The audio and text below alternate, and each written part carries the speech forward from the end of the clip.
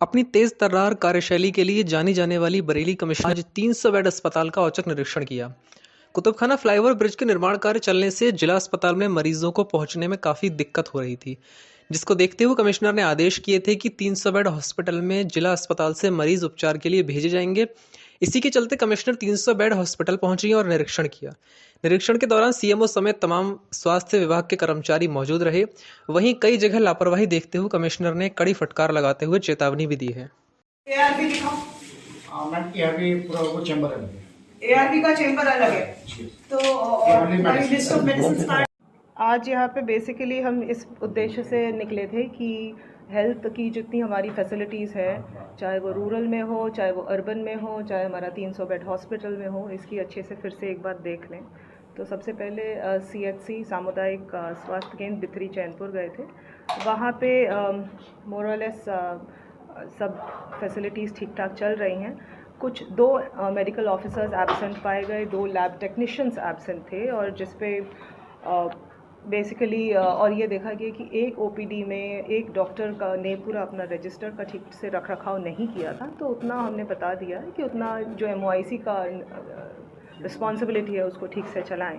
Ayushman cards की feeding हो रही थी, आशा का कुछ रिकॉर्ड्स चल रहा था। पीएनसी वार्ड देखा, 4 डिलीवरी हुई थी, चारों डिलीवरी में चारों बच्चों की जिनकी जन्म हुई है उन सब का सारा वैक्सीनेशन हो रखा था, और साथ साथ उनकी जो जननी सुरक्षा योजना का जो फॉर्म है वो भी भर गया था, ताकि उनको जो मातृत्व बेनिफिट एक दिया जाता है वो स्कीम के अंतर्गत लाभ मिल पाए।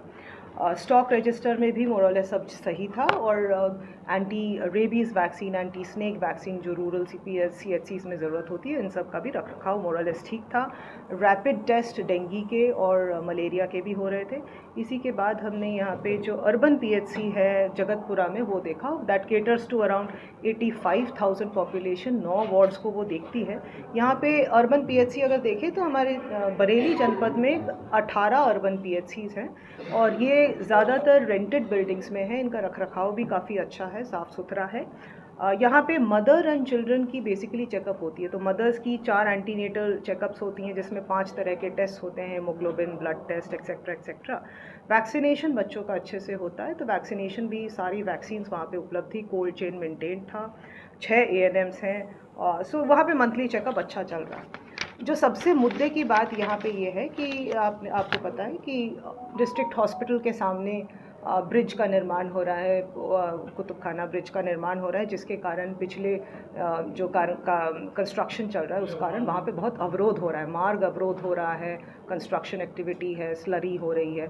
तो वहाँ पे क्योंकि हाई स्पीड में काम चला रहे हैं, तो इसीलिए वहाँ पे लोगों को पहुँचने में असुविधा हो रही थी काफ़ी लंबे समय से। इसी के दृष्टिगत सीएमओ साहब, सीएमएस साहब और प्रमुख सचिव हेल्थ के साथ वार्ता करके ये एक टेम्पररी सोल्यूशन ये निकाला गया था कि वहाँ से कुछ प्रमुख ओपीडी यहाँ शिफ्ट हो जाएंगे, जिससे कि वहाँ का जो प्रेशर है वो थोड़ा बहुत इस 300 बेड हॉस्पिटल में आ पाए।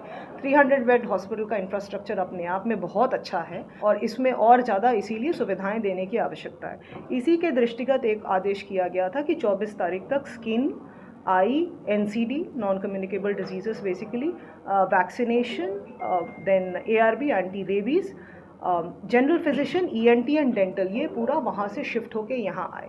तो ये आज ही का दिन दिया गया था, पर इसमें आज जो हमने देखा कि वन गुड थिंग इज़ कि पूरा एआरवी शिफ्ट हो गया है। एंटी रेबीज़ वैक्सीन जैसे आप लोगों ने देखा, सारे लोग यहाँ पे आ गए हैं। एनसीडी शिफ्ट हो गया है। वैक्सीनेशन यहाँ पे अभी तक वैक्सीन्स की उपलब्धता और कोल्ड चेन के बारे में अभी नहीं हुआ है, वो आज ही शुरुआत हुई है। तो आशा करती हूँ कि आज या कल में ये पूरा कर लिया जाएगा, सो दैट वैक्सीनेशन के बच्चों का जो सारा 0 to 5 ईयर्स का वैक्सीनेशन होता है वो यहीं से उपलब्ध करा दिया जाएगा, ताकि माताओं और बच्चों को वहाँ जाने की ज़रूरत ना पड़े। द इशू इज़ कि आई का एक ही डॉक्टर यहाँ पे शिफ्ट हुए हैं, डॉक्टर डीएन सिंह शिफ्ट हुए हैं। जो शिफ्ट नहीं हुए हैं वो वहाँ पे डॉक्टर संजय अभी भी ओपीडी चला रहे हैं। तो सीएमएस साहब यहाँ पे हैं। सीएमएस साहब से ये आशा करती हूँ कि ये ओपीडी वहाँ पे बंद करा के वो पूरा जितना इनका रिफ्रैक्शन यूनिट है, रिफ्लेक्शन यूनिट है, जितने आपके इक्विपमेंट्स हैं वो आज आप इसको शिफ्ट करा देंगे, सो दैट ये आदेशों का फुल कंप्लायंस भी हो और साथ साथ वहाँ पर आपका प्रेशर कम हो। ठीक है सीएमएस साहब। दी अदर थिंग है, स्किन के जो विशेषज्ञ हैं वो अभी तक यहाँ पे नहीं आए हैं, तो वो भी सीएमएस साहब को आज ये कराना होगा।